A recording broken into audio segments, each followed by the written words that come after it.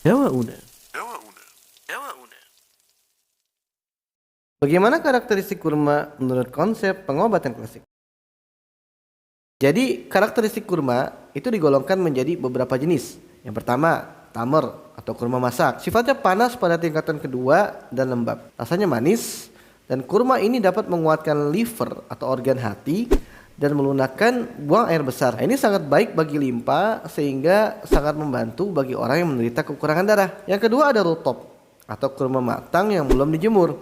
Sifatnya panas lembab juga. Pada fase ini rentan mengalami fermentasi dan juga perubahan rasa sehingga biasanya orang-orang akan menjemurnya terlebih dahulu. Bila belum terbiasa mengkonsumsi kurma, ini akan menyebabkan gangguan pencernaan, sakit gigi dan juga menambah sakit kepala biasanya.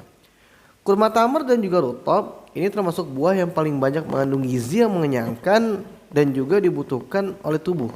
Karena kandungan unsur panas dan lembab ini sesuai dengan karakteristik tubuh manusia. Nah, untuk meredam panasnya sifat kurma ini bisa dengan mengkonsumsi buah-buahan yang sifatnya dingin seperti semangka atau mentimun. Kemudian yang ketiga ada balh atau kurma muda. Nah, kurma muda ini sifatnya dingin dan kering. Teksturnya juga kasar sehingga ini lebih sulit dicerna dibandingkan dengan kurma rutop dan juga tamar. Nah, kurma muda ini sangat baik bagi mulut, gusi dan juga lambung, tapi kurang baik untuk organ yang ada di dada seperti paru-paru. Kurma muda ini memiliki efek buruk yang hampir sama dengan anggur muda. Di antaranya bisa menyebabkan masuk angin dikarenakan melemahkan organ paru-paru. Kemudian bisa menyebabkan mudah mengeluarkan gas, terutama apabila seorang itu minum sesudah mengkonsumsi buah kurma muda ini. Nah, cara mengatasinya yaitu dengan mengkonsumsi kurma masak, baik rutop atau tamar. Kemudian bisa juga mengkonsumsi madu atau keju. Tujuannya untuk melawan sifat dingin bawaan dari kurma muda ini.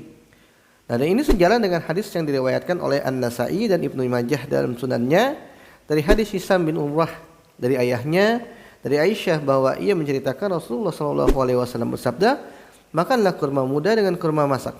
Karena apabila setan melihat seorang manusia memakan kurma masak dengan kurma muda, ia akan berkata, anak Adam ini akan kekal dalam kebaikan, sehingga ia bisa memakan barang lawas. Yang dimaksud itu adalah kurma masak atau kurma tua yang dicampur dengan barang baru. Yang dimaksud ini kurma muda. Nah, ada beberapa yang harus kita perhatikan di dalam mengkonsumsi kurma. Jadi bila ingin memakan buah kurma, maka wajib memperhatikan kondisi tubuh.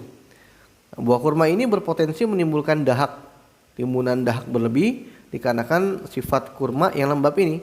Sedangkan penumpukan dahak yang berlebih di dalam tubuh itu berpotensi memunculkan sindrom penyakit pada seseorang.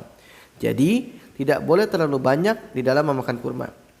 Sebenarnya kurma itu boleh dimakan begitu saja apabila keadaan tubuh seseorang dalam keadaan stabil atau normal. Tapi jika kita ingin cari aman, maka kombinasikan aja dengan buah yang dapat melawan sifat panas kurma ini, seperti contohnya semangka, mentimun, atau juga pir misalkan. Gabungan kurma dan buah naga sangat baik untuk orang yang menderita kekurangan darah atau kualitas darah yang buruk. Kurma itu dapat dengan cepat menjadi energi loh. Sehingga orang-orang yang punya keluhan tubuhnya lemas itu sangat baik kalau memakan kurma. Mungkin karena alasan ini juga Rasulullah SAW menganjurkan seseorang yang berpuasa untuk berbuka dengan kurma. Dikarenakan sifatnya yang cepat menjadi energi sehingga bisa mengembalikan tubuh orang yang berpuasa yang tadinya lemas menjadi segar kembali. Wallahu a'lam bishawab.